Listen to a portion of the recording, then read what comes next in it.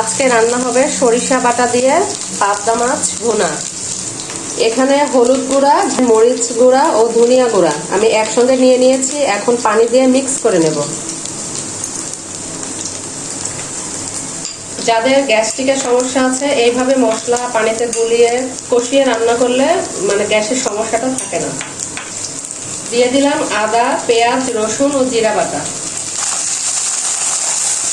গুলানো মশলাগুলো, পরিমাণ মতো লবণ। সরিষা বাটা দিয়ে শুধু ইলিশ মাছই ভালো লাগে সেটা নয়, কোনো কোনো মাছ সরিষা বাটা দিয়ে রান্না করলেও কিন্তু অনেক মজার হয়। কাঁচামরিচ দিয়ে দিলাম। দেশি পাবদা মাছ একটু ভালো করে কষিয়ে নেব।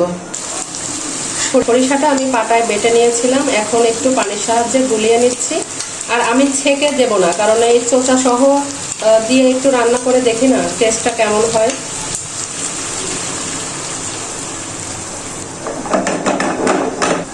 এখন পরিমাণ মতো ঝোল দিয়ে দেব।